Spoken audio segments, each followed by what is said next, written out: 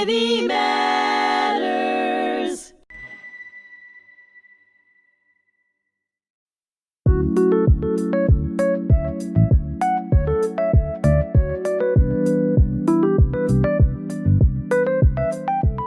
Hello and welcome to Many Voices, One Community, stories that unite us across Long Island and beyond. I'm Gaitley Stevenson Mathews. I'm so very pleased to be your host, and what a treat for me today to have my good friend Ron Roel. Right. Ron, I have known for many, many years, also your wife, Betty Ann, through church and life and many other things, not only in the community of Glen Cove and on the North Shore, but also through the Senior Center and so many other things. Right. Let me say, Ron, what a pleasure to have you on today.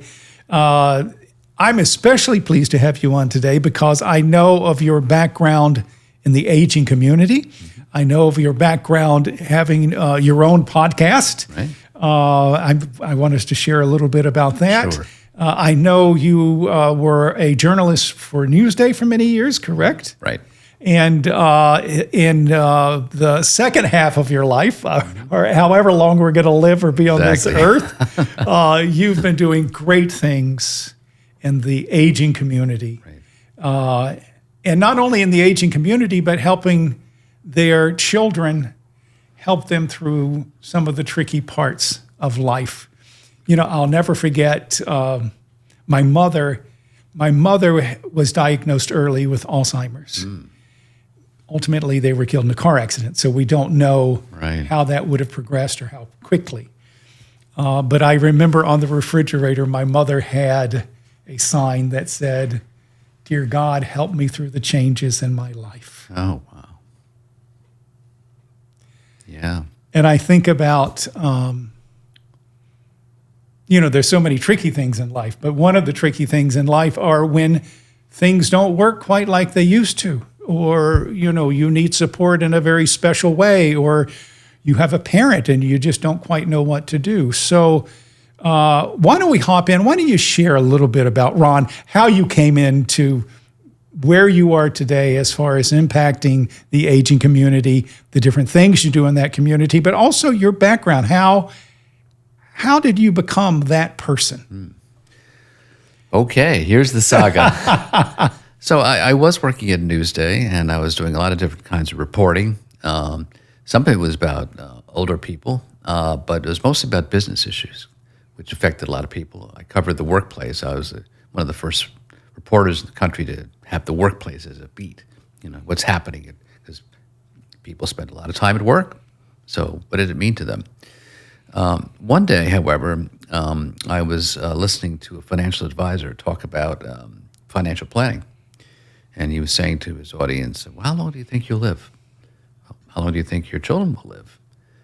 And, especially people said, well, my children might live to 121. And I started thinking to myself, well, so this is different. Things are going to be different. Sure. And what's the major difference is human longevity. I mean, thanks to, medical and health advances, we're living longer generally. So it's not like we reach, middle age and it's like, okay, let's just wait for the decline. We could keep living a vital life all the way through if we have the right skills and tools.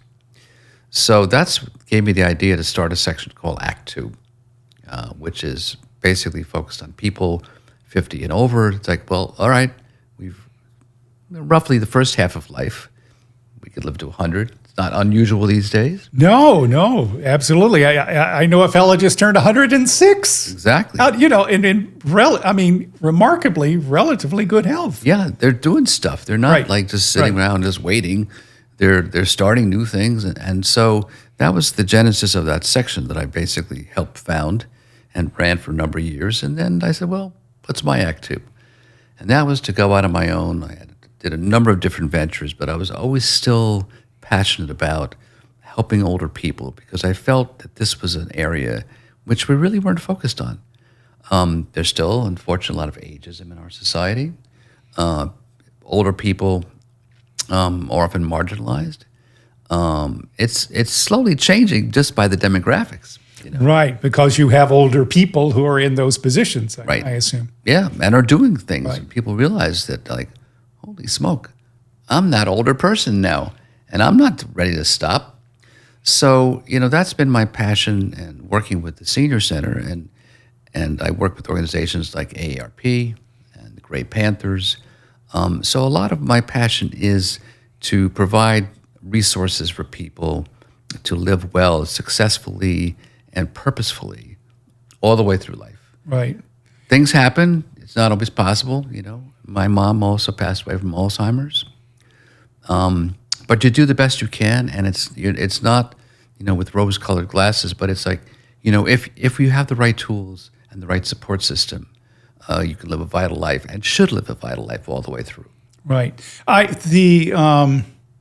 have a signed copy of your book, and I want to visit with it a little bit because, again, as I mentioned, I lost my parents in a car accident, so I've not personally used it. But I feel like a library. I have loaned that, but I should tell them to go buy your book. Sure. So I probably put a dent in your sales. Sorry about that. But I have lent that book out, I think, at least 3 times. Oh, great. To people who, again, were dealing with a loved one, a parent, Right. Who is negotiating aging and, can no longer be at home, and how, as a family, we're going to approach that. Why don't you share a little bit, not only about your book, because I Right. want people to know about it, Right. but what brought you, there are a lot of people who have great ideas. Right. Right. And but it's quite different to have great ideas and then to cultivate and develop those ideas, and then to even put them into a book. To Right. me, that's like one other giant step. Yeah. So how did that happen? And share a little bit about that. Sure. So the book is called The Caregiving Navigator. Its genesis took place over a number of years, and it was, again, sort of my journalistic background as well as my personal experience with my mom. So, unfortunately, life circumstances, my dad died suddenly in the 1990s. My mom was not alone, but no longer with her spouse. So her kids were, now what? So there's not a lot of preparation for this.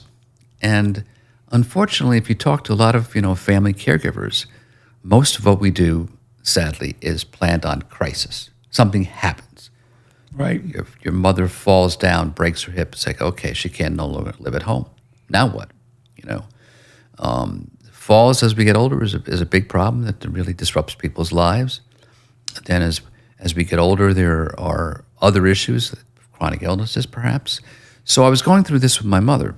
So the first piece was like, okay, Mom, now what? You're living in your house that you and Dad had for 60 years. You want to stay in your house. Well, how do we make that happen? So I was the son, like, okay, make this happen. You got to think about, well, where are her assets? What are her financial needs? What kind of support can she get? She has Social Security. So there's the first piece. If you think it through, it's like, you go through it and it's like, okay, looking backwards, this kind of makes sense. So there's a first aging in place.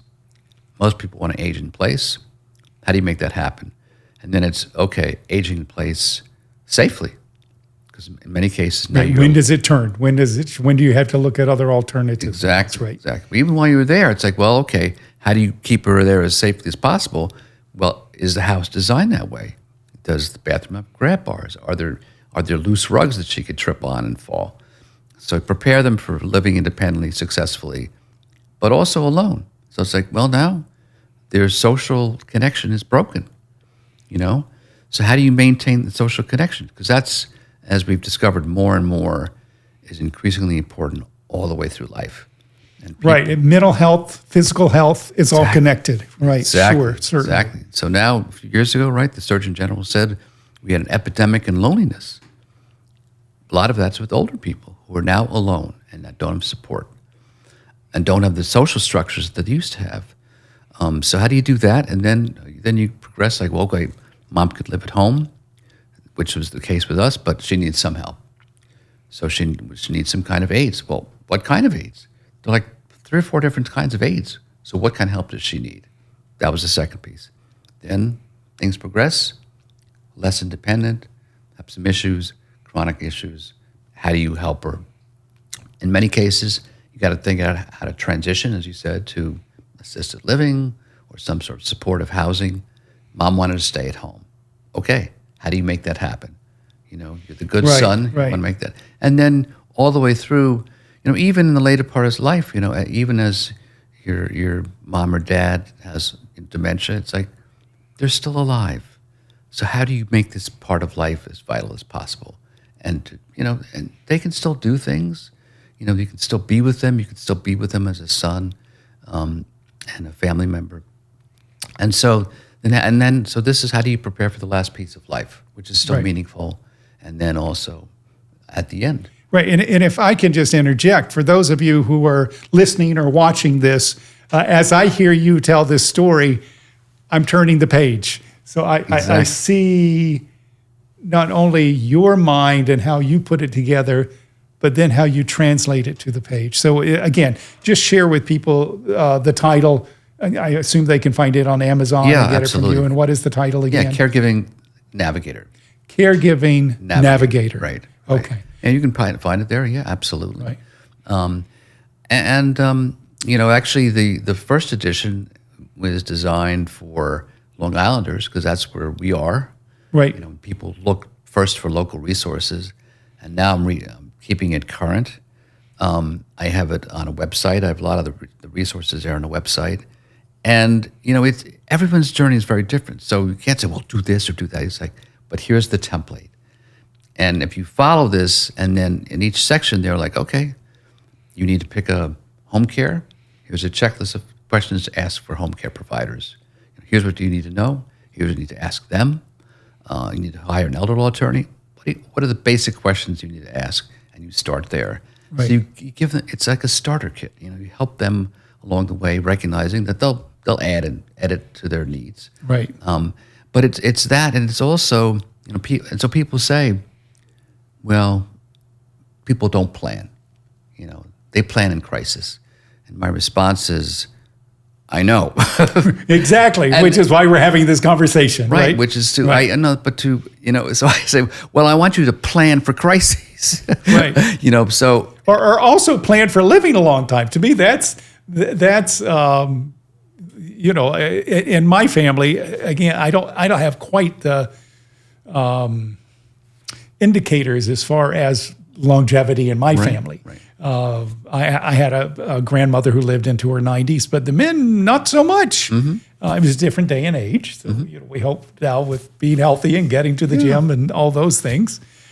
Jim's family, Jim's father lived to 99 and a half. Right. So, and I'm counting on it, right.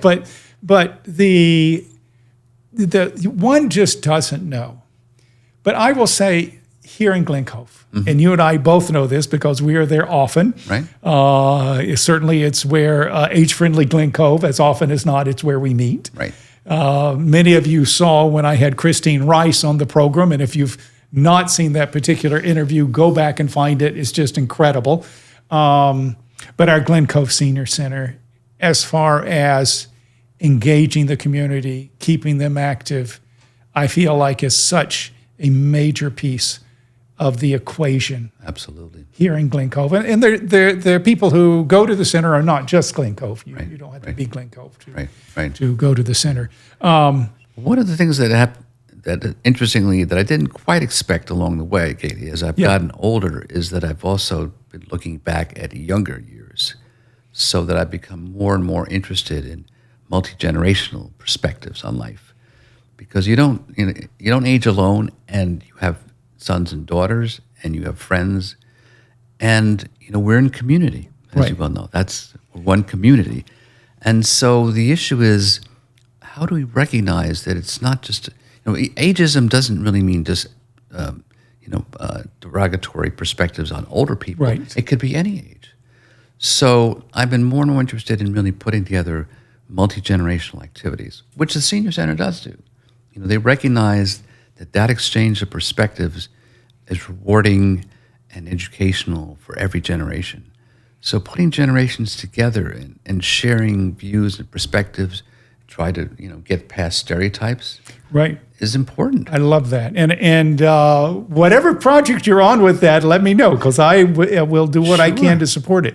I will say, as you know, I'm involved with the Tribute and Honor Foundation. Yes. And we honored a young man from Locust Valley who going into the Marines. And the Locust Valley American Legion hosted the event. Right. And one component of it that was beautiful was, yes, seeing this young man who's chosen to serve our nation. Both of his parents there. He had twin brothers who were there. It was just a wonderful celebration and an opportunity to say thank you. Right. But at the same time, there was a Vietnam veteran who said, "Son, come on over here. Let me tell you what you're up for." So there was also, again, that camaraderie and that appreciation. Right. And my heart it's like if nothing else had happened at that event, that connection of that young man and that veteran who served a long time ago, for us, 1980, 1970, 1960 wasn't that long ago. But for a kid coming out of high school, that's like for us was like wagon trains or something. You know what I'm saying? I mean, it was a long time ago. Right. But I do so agree. And I don't know about your life. In my life, my grandmother was such an important component in who I am today.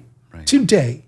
Right. She died a long time ago, but she influenced me in such a giant way. And I just feel so fortunate to have had that gift. Right. And not every kid, and especially with recent immigrants, when families may be, somewhere completely different, I think that is so important. So important. Yeah. So how do you see us fixing that?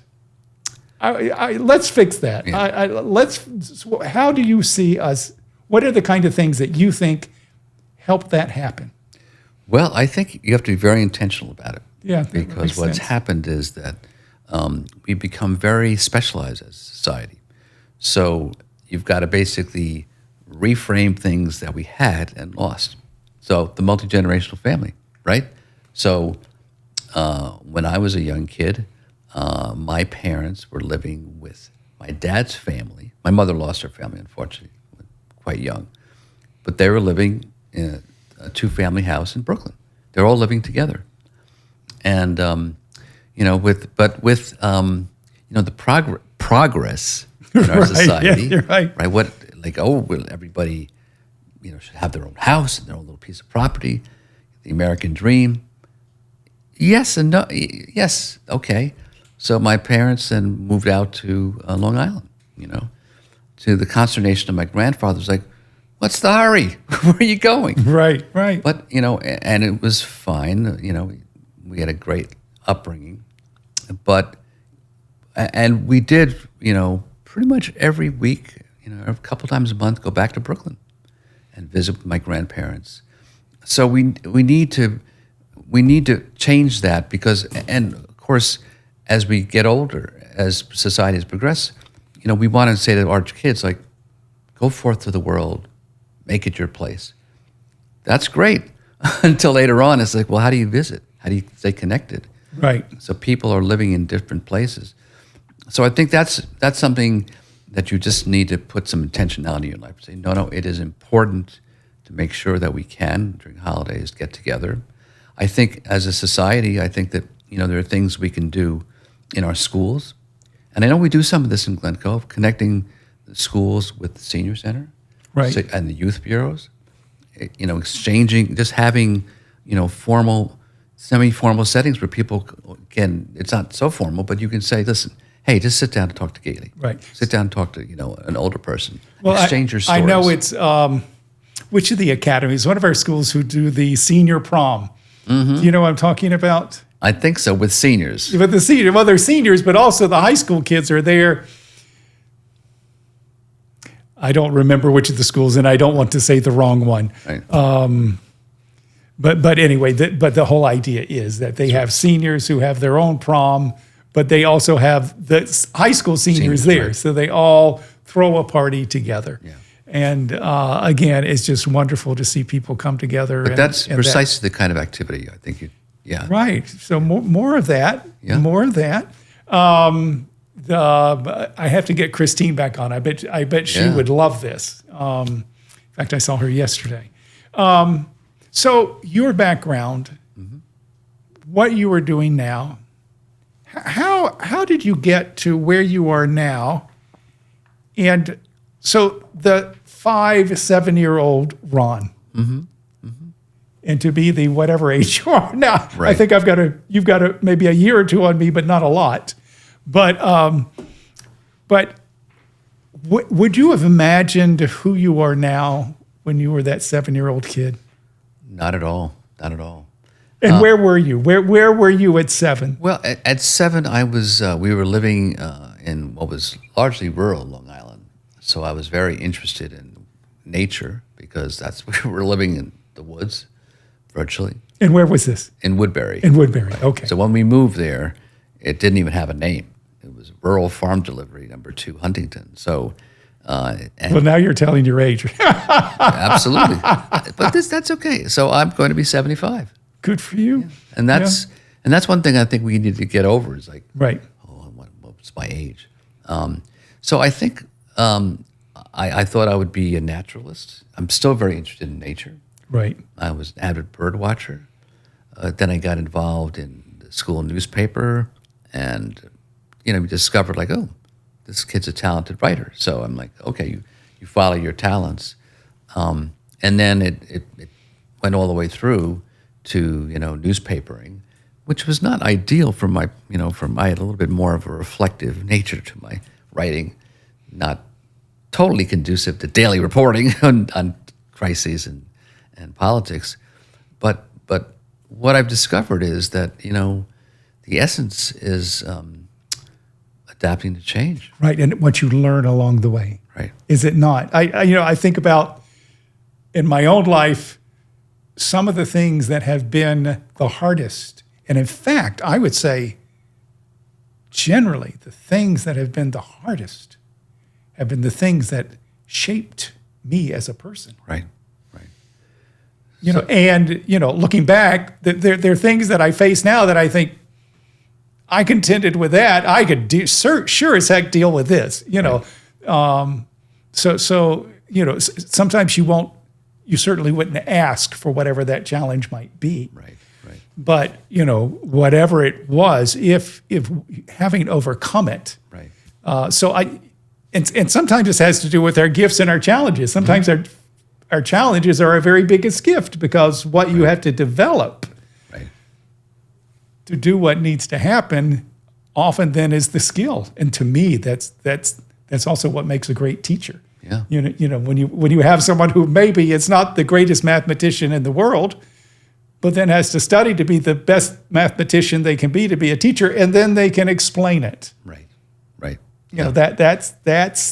That's the process. Yeah. That's the process. Yeah, and being able to recognize, that we are, I think, naturally resistant to change. Yes. It's uncomfortable. Yes. But in that discomfort comes knowledge and learning and adaptability, and learning things that you would never have learned, as you pointed out, unless we did that. We went through that experience. Yeah. So it really is something that is, being able to be grateful for these hardships. That's right. No. And also, I think sometimes standing at the precipice, being right there and looking at it and still jumping. That's right. It's the scariest and sometimes the most exhilarating. And sometimes I had a professor who would sometimes say, let the worst happen. Mm-hmm. Sometimes whatever that is that you've worried about and you just have great angst over, and just let it go. Right. And it's not the worst. And oftentimes it's not. It's not, because of what's in here and you've created in your head, that is the nightmare. Yeah.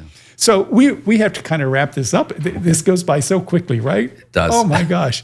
And you know, because you have your do. radio show. So tell us the name of your radio show. Yeah, so my radio, it's actually now on YouTube. So Okay. it's a video, it's just called 45 Forward. Okay. And so basically I picked 45 instead of 50 because I wanted people to be thinking about this half of life before they hit 50. Right. So you got me living to 90, right? Correct. We planned for 100. Okay, good. I'll go with that. Ron, I will just say what a pleasure to finally have gotten you on this show. And anything else you wanted to add before I wrap it up? No, just that people are welcome to contact me. It's real simple. It's ron.roel@gmail.com if they have comments or they want to connect with me or find out more about my show. Or if you go to YouTube, it's right there, 45 Forward. Great. Ron, thank you so very much. I'm Gaitley Stevenson Mathews. You've been watching Many Voices, One Community. What a great gift having you with us today. And everybody, make sure you watch all of the other amazing podcasts at hmTV at hmTC. So hmTV at hmTC. Thank you so very much.